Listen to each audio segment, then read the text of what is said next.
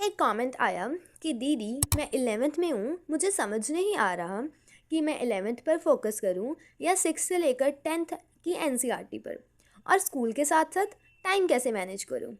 और trust me, ये problem सिर्फ इनके साथ ही नहीं हो रही। 90% बिगनर्स यही गलती करते हैं। कुछ लोग सिर्फ 11th पढ़ते हैं और कुछ लोग डायरेक्टली 6th से स्टार्ट कर देते हैं। बट रियलिटी क्या है? दोनों में से कोई भी अप्रोच कंप्लीट नहीं है। आज मैं आपको एग्जैक्ट क्लियर स्ट्रेटेजी देने वाली हूँ जिससे आप बिना कन्फ्यूज़न के स्टार्ट कर पाओगे। Make sure to watch this video till end. Hey everyone, welcome back to my YouTube channel. I am Akashdeep Kaur, a 12th grader humanities student. मैं भी आपकी तरह स्कूल स्टूडेंट हूँ और मैंने भी ये कन्फ्यूज़न फेस किया है। इसलिए आज जो भी मैं शेयर करूँगी वो प्रैक्टिकल एक्सपीरियंस है, नॉट थ्योरी। स्टार्टिंग में मुझे भी लगता था कि यूपीएससी का मतलब है सब कुछ एक साथ पढ़ना। 11th भी, 6th से लेकर 10th की एनसीईआरटी भी और करंट अफेयर्स भी, और इसी वजह से कन्फ्यूजन और स्ट्रेस दोनों बढ़ जाता है। बट फिर मुझे समझ आया यूपीएससी स्मार्ट प्लानिंग का गेम है, ओवरलोड का नहीं। सबसे बड़ी गलती क्या होती है? या तो स्टूडेंट्स सिर्फ 11th पे फोकस करते हैं या फिर सिर्फ 6th से लेकर 10th की एनसीईआरटी पे, और दोनों केसेस में प्रॉब्लम होती है। सिर्फ 11th पढ़ोगे तो बेसिक्स वीक रहेंगे और 6th से लेकर 10th पढ़ोगे तो करंट क्लास वीक हो जाएगी। बैलेंस इज़ की। अब मैं आपको एग्जैक्ट आंसर देती हूँ। आपको 11th प्लस 6th से लेकर 10th की एनसीईआरटी दोनों ही पढ़नी है, बट स्मार्ट तरीके से। प्रायोरिटी पहली आपको देनी है क्लास 11th को, जो कि आपको डेली पढ़नी है क्योंकि वो आपका करंट सिलेबस है। और अगर आप इसको छोड़ोगे तो आपकी जो 11th की एनसीईआरटी होगी वो उसमें आपको करने में प्रॉब्लम आएगी। अगर आप 11th को बहुत अच्छे से पहले ही करी जाओगे तो आपकी 11th की जो क्लास है वो पहले ही कंप्लीट हो जाएगी। सेकंड प्रायोरिटी आपको देनी है 6th से लेकर 10th की एनसीईआरटी को, जो कि आप साइड बाय साइड दोगे।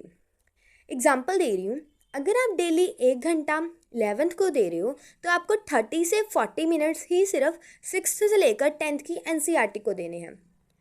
अब जो मेन बात है वो है टाइम मैनेज कैसे करें।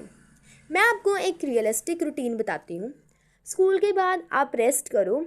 अगर आप ट्यूशन जाते हो तो आप ट्यूशन जाओ। 1 घंटा अगर 11th की स्टडी करो, सेल्फ जो है स्टडी करनी बहुत ज़रूरी है, आप 11th की स्टडीज़ भी करो।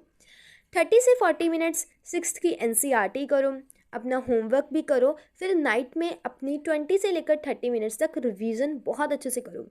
आपको 8-10 घंटे नहीं चाहिए, डेली 2 से 3 घंटे इनफ है अगर आप कंसिस्टेंट हो। अगर मैं आपको बताऊं आपका वीकली प्लान, डेली परफेक्ट नहीं होता, दैट्स ओके। वीकडेज में आप 1 से 2 घंटे पढ़ो और संडे को आप 3 से 4 घंटे तक पढ़ो, जिसमें आपको रिवीजन करना है, अपने बैकलॉग्स को कवर करना है।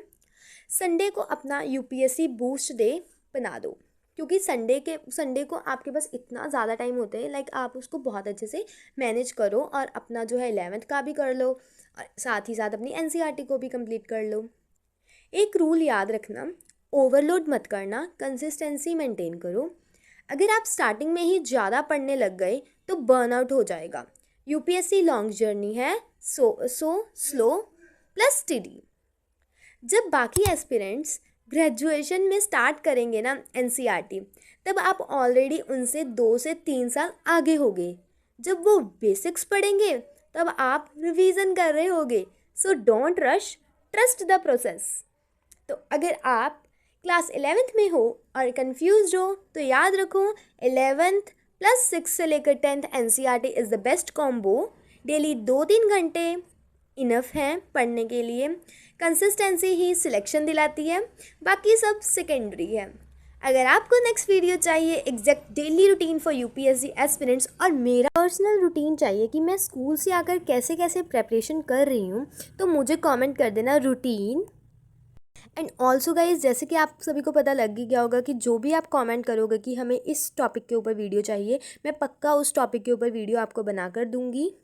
एंड अगर आपको आज की वीडियो थोड़ी सी भी हेल्पफुल लगी हो तो प्लीज़ लाइक कर देना वीडियो को। एंड मेरी कोशिश रहेगी नेक्स्ट वीडियो में मैं आपको बताऊं एक प्रॉपर शेड्यूल कि आप सबसे पहले कौन सा पढ़ो, किस दिन क्या करो, लाइक वगैरह वगैरह सब कुछ मैं आपको एक वीडियो में प्रोवाइड कर दूंगी। And that's all guys for today's video. Thank you so much for watching. Bye bye, have a nice day to you.